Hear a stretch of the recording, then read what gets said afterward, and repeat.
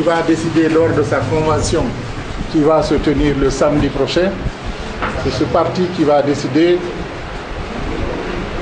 du candidat pour la présidentielle. Donc nous nous en remettrons aux décisions de ce parti. En ce qui concerne la visite médicale à laquelle vous avez fait allusion, je crois qu'il est extrêmement important que celui qui va présider aux destinées de ce pays soit quelqu'un de bien portant et valide, parce que les défis qu'il aura à affronter sont énormes. Donc c'est tout à fait normal qu'on s'assure de son état de santé avant qu'il ne se présente au présidentiel. Je vous remercie. Création de votre parti, je vois ici 3 février ici. Est-ce que pensez-vous par rapport, n'est-ce pas, à la annonce de PCD, ne pensez-vous pas que vous êtes venu un peu tard pour s'engager, n'est-ce pas, dans cette course? Et si tel n'est pas le cas, quels sont les moyens de votre politique pour pouvoir, n'est-ce pas, se porter à l'administration suprême? Nous nous engageons dans la politique pour que les choses changent dans ce pays. Nous pensons que, avec l'expérience que nous avons accumulée au cours des années, plus de 40 ans d'expérience dans le développement, que nous avons quelque chose à apporter à ce pays. Et qu'il n'est pas normal, dans le contexte que nous vivons, que nous restions à la marge des grandes décisions qui se prennent pour l'avenir de ce pays. C'est la raison pour laquelle nous avons décidé de nous lancer dans la politique. Quant à savoir si nous avons les moyens de notre politique, les moyens sont importants en politique. Mais c'est surtout les idées qui comptent. Et je crois que le peuple de Guinée saura juger les candidats sur les idées qu'ils ont et sur le programme de développement qu'ils vont leur présenter. Je vous remercie. Je voudrais demander, est-ce que vous avez eu le temps de parcourir sur le pouvoir? Si oui, qu'est-ce que vous pouvez toucher des laboratoires de ce pouvoir? Merci. Et qu'ils ont abattu en peu de temps pour nous sortir une constitution avec laquelle je pense nous pouvons vivre. Aucun document n'est parfait, mais je pense que le document qui a été produit peut servir de base valable pour le développement du pays. Donc, on aurait pu apporter des améliorations à une constitution. Toutes les constitutions ont quelques faiblesses.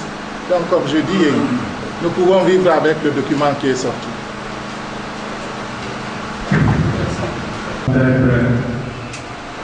Votre programme, j'imagine que c'est ça, et j'imagine que c'est à peu près, je ne dis pas la même chose exactement, mais c'est à peu près ce que la plupart des candidats à la course ont dans le programme, parce que je vois la santé, les femmes, la justice, la défense, la sécurité, et j'en passe. Moi, je voudrais savoir, vu que la plupart des candidats, bien que je n'ai pas vu les programmes des autres, j'en ai vu certains, je voudrais savoir quels sont les éléments qui vous démarquent des autres. Parce que pratiquement tout le monde présente la même chose. Aujourd'hui, nos jours, dans ce pays, tout est une priorité. La défense, la sécurité, les femmes, la santé, l'école, bref, j'en passe. Tout est une question de priorité. Donc, je voudrais savoir quel est le point qui vous démarque les autres. Quelle est selon vous la priorité des priorités? Voilà, c'est ça ma question. Bien entendu que tous les candidats à la magistrature suprême partent sur le même. Ils ont au départ le même diagnostic qui est à leur disposition. Les difficultés que ce pays a vécues et les difficultés sectorielles que le pays a rencontrées.